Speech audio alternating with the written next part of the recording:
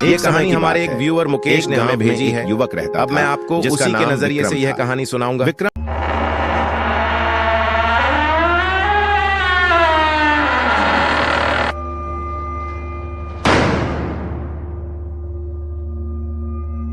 यह बात 2012 की, जब मैं बिट्स पिलानी में इंजीनियरिंग कर रहा था। कॉलेज का फर्स्ट ईयर था और मुझे गांधी भवन हॉस्टल में रूम नंबर 168 मिला था। हॉस्टल के पहले दिन से मेरे साथ कुछ अजीब ही चीजें हो रही थीं। रोज सोने के बाद आधी रात में मुझे किसी लड़के के रोने की आवाज सुनाई देती थी।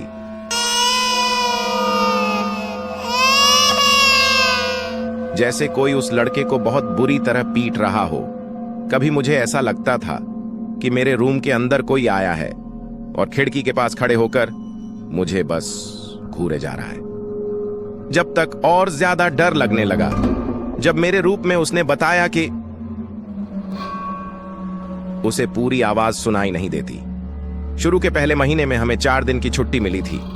कई लोग घर चले गए और हॉस्टल में बहुत ही कम लोग रुके थे। मेरा रूममेट विजय चला गया था और मैं मेरे रूम में अकेला था। अचानक बाहर जोरदार बारिश लगी। करीब रात के 12 बजे दरवाजे पर बहुत जोर से खटखटा आवाज हुआ था।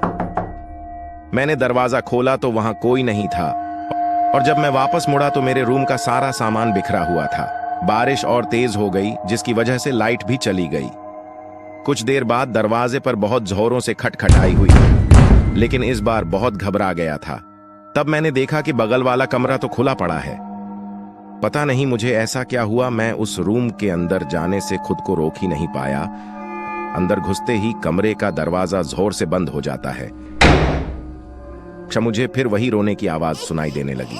तभी मेरे पीछे की अलमारी बहुत तेजी से हटने लगी और मुझे ऐसा लगा कि उसके अंदर से कोई बाहर आने चाहता है। इतने में मुझे खिड़की टूटने की आवाज सुनाई दी और जैसे ही मैं पीछे मुड़ा मुझे कड़कती हुई बिजली की रोशनी में पंखे से लटकती हुई एक लड़के की लाश दिखी। वह देख के बुरी तरह घबरा गया और उस कमरे से निकलकर नीचे गार्ड के पास भागा और उसे सब कुछ बताएं। वो गार्ड मुझे वापस उस रूम नंबर 137 पे लेकर गई। जो मैंने देखा उससे मेरे होश उड़ गए। उस कमरे पर ताला लगा हुआ था। गार्ड ने मुझे बताया कि वह रूम पिछले 15 सालों से बंद पड़ा है। उसने बताया कि यहाँ एक लड़का रहता था। उसको प्रोफेसर की बेटी से प्यार हो गया था।